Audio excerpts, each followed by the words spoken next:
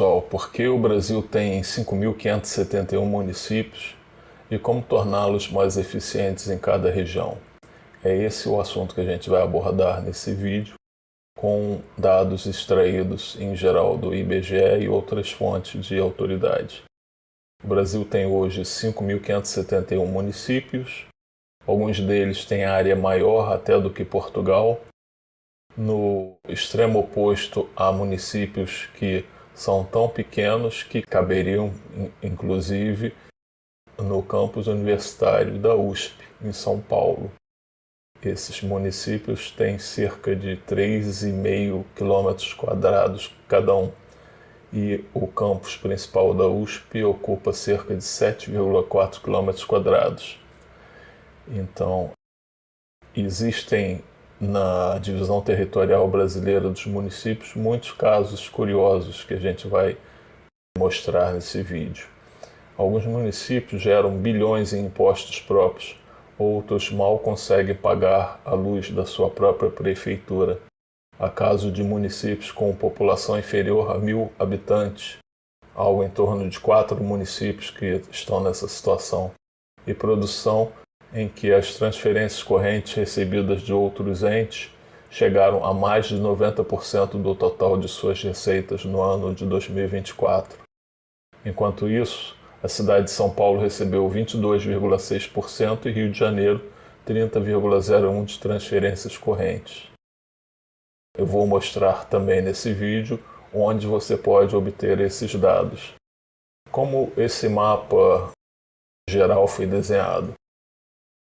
Será que esse modelo é o mais adequado? É isso que também vamos refletir nesse vídeo. Mostraremos como obter esses dados.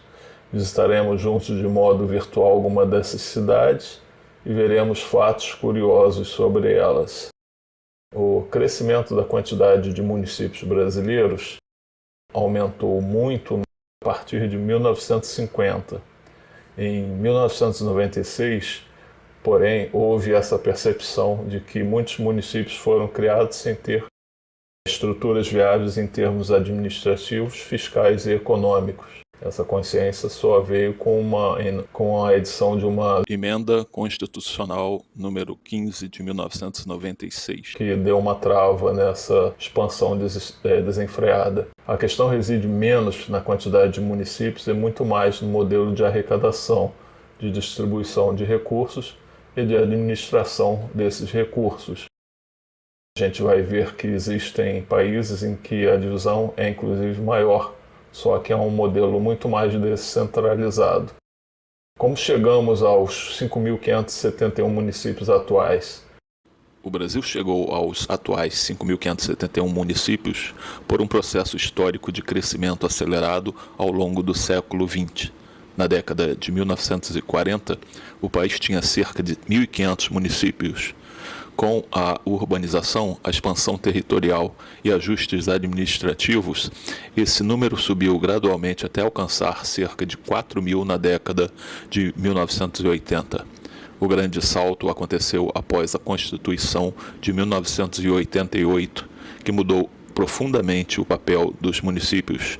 Antes vistos apenas como subdivisões dos estados, eles passaram a ser reconhecidos como entes federativos plenos, integrando o Pacto Federativo ao lado da União e dos estados, com autonomia política, com eleições próprias e proteção contra extinção arbitrária, autonomia administrativa com gestão independente de serviços locais, autonomia legislativa com elaboração de lei orgânica e leis municipais e autonomia financeira com receitas próprias, mais repasses constitucionais diretos e automáticos, como Fundo de Participação de Municípios e cota do ICMS, em volumes bem maiores do que antes da Constituição de 1988. Essa nova autonomia e o aumento significativo de recursos transferidos automaticamente, aliados à devolução ao Estado do poder de criar municípios com mais facilidade, incentivar uma verdadeira explosão de emancipações. Mais de 1.300 novos municípios surgiram nos anos 1990 e, em 1996, com a Emenda Constitucional número 15, congelou-se a criação de novos municípios, estabelecendo-se o total de 5.570 até o início de 2025, quando foi criado mais um município. No início de 2025, foi instalado oficialmente o município de Boa Esperança do Norte, no Mato Grosso. Ele foi desmembrado de partes de Sorriso e Nova Ubiratã, após uma batalha judicial longa resolvida no STF em 2023 e 2024. Esse município veio completar os 5.571 municípios atuais. Esses municípios pequenos, em população, em área, em PIB, acabam dependendo exclusivamente dos recursos que recebem de outros entes federativos. A realidade de hoje existe um Brasil muito dividido, com realidades muito diferentes entre as regiões Norte, Nordeste, Sul e Sudeste e Centro-Oeste, sendo que o Norte e o Centro-Oeste se aproximam mais. Os municípios do Norte têm em média cerca de 8.554 km² e uma população em média de cerca de 42 mil cada um deles. A média no Norte equivale a 18 vezes a média das áreas dos municípios da região Sul. Altamira, no Pará, com área territorial de mais de 159 mil km², torna-se o maior em área territorial e é maior do que 11 estados brasileiros. O segundo lugar, que é Barcelos, no Amazonas, tem uma área de 122 mil km², o que é superior à área de 9 estados brasileiros, e tem apenas cerca de 27 mil habitantes. Há 1.278 municípios com população maior do que a de Barcelos, vivendo em áreas de 2.824 km² em média. Isso representa menos de 3% da área de Barcelos. Muitas comunidades locais situam-se extremamente afastadas de sua sede municipal e muitas vezes o acesso é possível apenas de barco ou de avião. Mas isso isoladamente não seria um problema se localmente a população pudesse contar com os serviços públicos de que necessita e na qualidade de que necessita. Em outras palavras, se não há necessidade de se criar um novo município para que se ofereçam os serviços públicos de que essas comunidades carecem. O que é preciso, sim, é garantir que os recursos orçamentários sejam distribuídos de tal modo que consigam chegar eficientemente e de uma forma equilibrada, cheguem em todas as regiões que necessitam. No Centro-Oeste há um quadro parecido com o do Norte, com municípios gigantescos e populações relativamente escassas. Um pouquinho menos do que no Norte, mas também é grande essa situação. O Centro-Oeste tem, em média, municípios com cerca de 3.429 km² e população, em média, de 35 mil cada, enquanto que no Nordeste, no Sul e no Sudeste o quadro é bem diferente. A média de área territorial por município varia entre cerca de 473 na região Sul e cerca de 865 km² no Nordeste. O caso de Taboão da Serra, em São Paulo, é curioso. Ele teve 297 mil habitantes na contagem de população estimada pelo IBGE no ano de 2021, e essa população vive numa área de cerca de 20 km². Se somarmos populações das 170 menores cidades brasileiras em termos de população, isso daria 296 mil habitantes em cerca de, o que ainda seria menor do que a população de Taboão. Na situação geral do Brasil, na contagem de 2021 do IBGE, havia 32 municípios com menos de 1.500 habitantes, 4 com algo em torno de 1.000 habitantes, 133 com menos de 2.000 habitantes e 1.250 com menos de 5.000 habitantes. Em grande parte desses municípios pequenos, a receita própria não chega a 20 milhões por ano. Boa quantidade de municípios depende de elevados repasses federais e estaduais para funcionar. A Lei 12.734 de 2012 destina cota parte de compensação financeira pela produção de petróleo a todos os municípios, independentemente de produzirem ou não produzirem petróleo em seu território. O modelo nacional de distribuição de recursos gera o que, a meu ver, são distorções. Isso possibilita que haja municípios com baixíssima população e com recursos recebidos dos estados e da União mais do que suficientes para oferecerem aos seus poucos habitantes bons serviços. Quer dizer, para aquela pouca população há a possibilidade de se oferecer bons serviços, mas isso contrasta com o fato de que, por outro lado, se essa pouca população está recebendo bons serviços, ou pode receber bons serviços, frequentemente os municípios de grande produção não conseguem ter a mesma sorte, ou seja, não conseguem proporcionar a seus habitantes o mesmo nível de qualidade em serviços públicos, porque boa parte dos seus recursos são obrigatoriamente distribuídos, e como eles têm uma grande população, nem sempre os recursos próprios conseguem suprir a demanda. Em municípios pequenos com baixa produção, poucas indústrias e comércios locais e altos níveis de percentuais de repasse, uma parcela expressiva da população emprega-se diretamente ou indiretamente em serviços públicos, o que acaba, inclusive, desestimulando a geração de investimentos privados.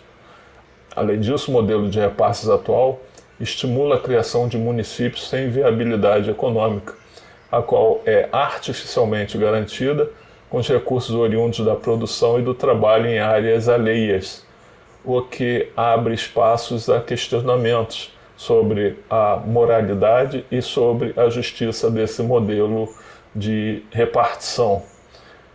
E agora vocês imaginem a economia que se faria na unificação de municípios inviáveis. Imaginem vários municípios, uns próximos dos outros, municípios pequenos e com pouquíssima produção, mas eles têm alguma economia. Se juntarem, somente no salário de prefeitos e vereadores já é uma grande economia, sem contar com toda a estrutura burocrática. Além de que existe também a economia de escala, o ganho de escala. Imagine que um só município pequeno, se fosse comprar um carro apenas, ele não teria o mesmo poder de negociar e o mesmo poder de barganha de preços que um município que fosse, por exemplo, comprar 100 ou 1000 veículos. Esse ganho de escala exemplificado ocorreria não só no exemplo dos carros, mas em todas as compras e serviços encomendados. Considerando-se um município A que tenha se dividido nos municípios B e C, é muito difícil que haja ganhos concomitantes para os habitantes de B e C ao mesmo tempo. É muito mais provável que a divisão gere mais dificuldades para os habitantes de ambos, pois a divisão reduz naturalmente a capacidade econômica de cada um dos municípios envolvidos. Pode-se discutir o que é possível se fazer sem criar ou se extinguir municípios.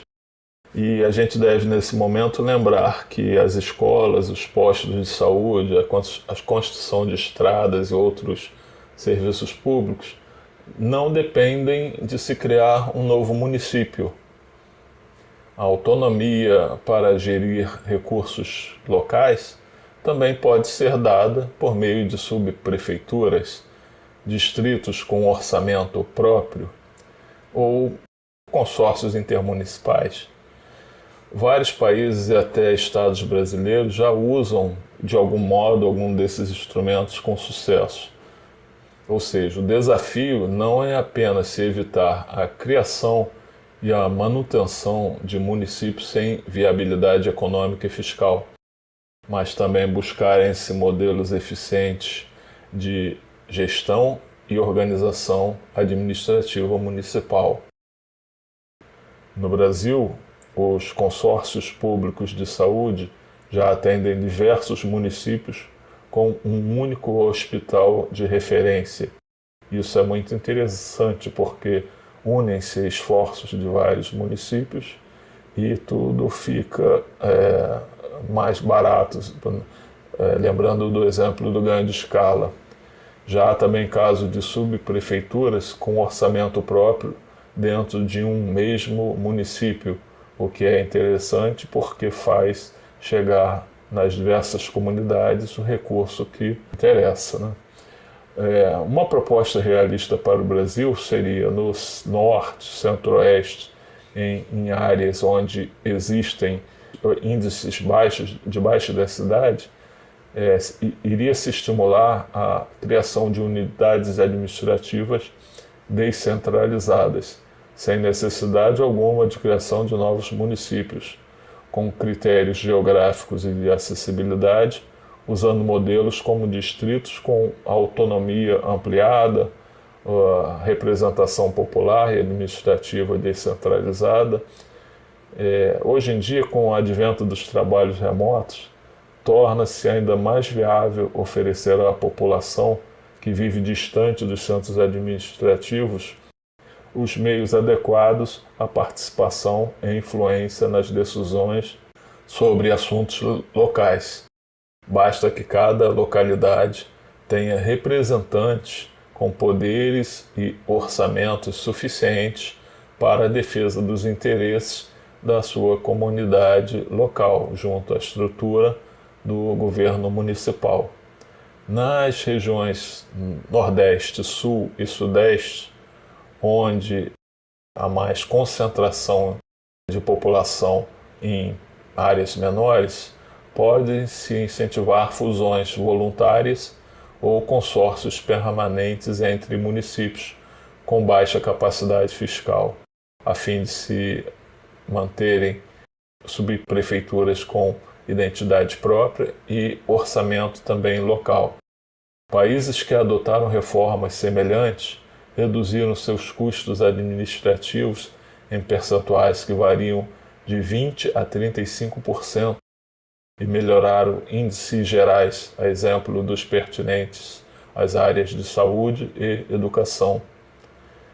Então, para encerrar, antes de mostrar a música que eu criei para esse tema, eu digo que o Brasil precisa de unidades administrativas que caibam na realidade de cada região, mais próximas onde o território é vazio e mais integradas onde há maior densidade. O objetivo é simples: fazer o dinheiro público render mais e o serviço público chegar mais perto de quem precisa, sem apagar histórias, culturas ou identidades. E então, eu gostaria de saber o que você acha, o que funcionaria melhor na sua região. Deixe, por favor, a sua opinião aqui nos comentários, compartilhe esse vídeo para ajudar o canal e se inscreva para que possamos continuar esse debate por aqui. Com isso, espero colaborar no aprofundamento das reflexões a respeito dessa temática. Muito obrigado por ter prestigiado esse vídeo até aqui e a gente se vê na próxima. Um forte abraço.